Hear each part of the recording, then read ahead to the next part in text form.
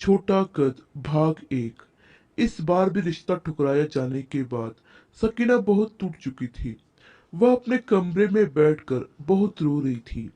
दूसरी तरफ उसके चाचा जान और चाची जान भी उसकी हालत को देखकर काफी उदास थे। वह सकीना से बहुत प्यार करते थे, लेकिन सकीना की दोनों चचेरी बहनें जो जुड़वा थी, वह सकीना की हालत को देखकर मन ही मन में खुश हो रही थी, क्योंकि वे दोनों सकीना को बिल्कुल पसंद नहीं करती थी। थोड़ी देर बाद सकीना की चाची जान ने उसे आवाज लगाई, सकीना बेटा, सबके लिए चाय बना दो। क्योंकि चाची चाहती थी कि सकीना अपने कमरे से बाहर निकले और आज जो उसके साथ हुआ उसे भूलकर आगे बढ़ जाए। सकीना तुरंत अपने कमरे से बाहर आ गई। किसी तरह से अपने आंसुओं को रोककर मुंह धोकर रसोई घर में चली गई और रोज की तरह सबके लिए चाय बनाने लगी। सकीना बहुत ही सुंदर, सुशील और सुलझी हुई लड़की थी। अपने चाचा जान और चाची जान की आज्ञाकारी बेटी भी थी, इसलिए उसके चाचा और चाची उसे बहुत प्यार करते थे और अपनी बेटियों को उसके जैसा बनने की सलाह देते थे।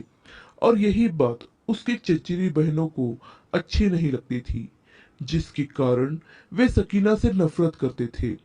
सकीना बहुत होशियार थी। उसने अपना ग्रेजुएशन पूरा कर लिया था, लेकिन चाची की तबीयत खराब होने के कारण वह आगे नहीं पढ़ पाई और जल्द ही घर की जिम्मेदारी अपने कंधों पर ले ली। सकीना जब छोटी थी, तभी एक दुर्घटना में उसके माता पिता की मृत्यु हो गई थी। सकीना ने सबको चाय दी, खुद भी चाय पी और फिर रात के खाने की तैयारी में लग गई। आप सोच रहे होंगे, इतनी गुणकारी होने के बाद भी सकीना में ऐसी क्या कमी थी कि इतने सारे रिश्ते ठुकराए गए। कमी बहुत छोटी सी थी, लेकिन दुनिया वालों की नजर में बहुत बड़ी। उसका कद छोटा था, जिसके कारण रिश्ते तो बहुत आए, मगर इस कमी की वजह से किसी भी लड़के ने उसे पसंद नहीं किया। क्या करे, ये दुनिया ऐसी ही है। यह चरित्र का नहीं, सुंदरता का ज्यादा मोल है। रात का खाना खाने के बाद उसने बर्तन धोए, रसोई घर को साफ किया और अपने कमरे में सोने जा रही थी कि तभी उसने बहनों की आवाज सुनी।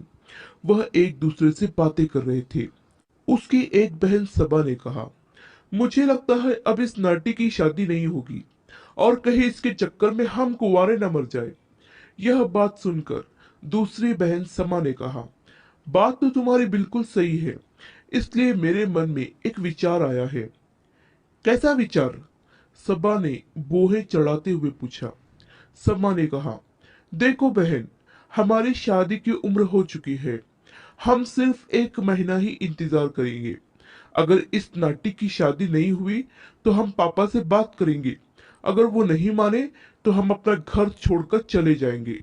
सबा ने कहा, घर से चले गए तो पापा की इज्जत का क्या? समा ने अकड़ते हुए कहा, उनकी इज्जत का वो खुद जाने, हमें क्या?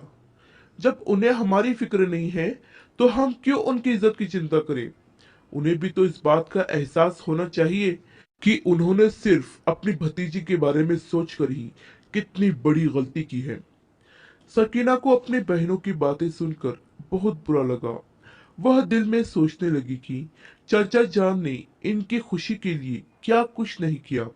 अपने बच्चों की फरमाइश को पूरा करने के लिए दिन रात एक कर दिए, और इनको अपने पिता की इज्जत की कोई परवाह नहीं। चाचा चाची ने इनके लिए क्या क्या ख्वाब सजाए होंगे। मैं उनके ख्वाबों को टूटने नहीं दूंगी। यह दोनों भले ही मुझसे नफरत करती हो, मुझे कितना भी बुरा भला कहे, लेकिन मैं इनको इस तरह चाचा जान की इज्जत उछालने नहीं दूंगी। अपने चाचा जान की इज्जत बचाने के लिए सकीना क्या करेगी, यह देखेंगे अगले भाग में। आशा करती हूँ ये कहानी आपको पसंद आई होगी। इस कहानी पर आपकी क्या राय है हमें कमेंट करके जरूर बताइए। कहानी पसंद आई हो तो लाइक और शेयर करना बिल्कुल भी ना भूलिए। चैनल पर नए हो तो चैनल को सब्सक्राइब जरूर कीजिए। कहानी सुनने के लिए आपका बहुत बहुत धन्यवाद।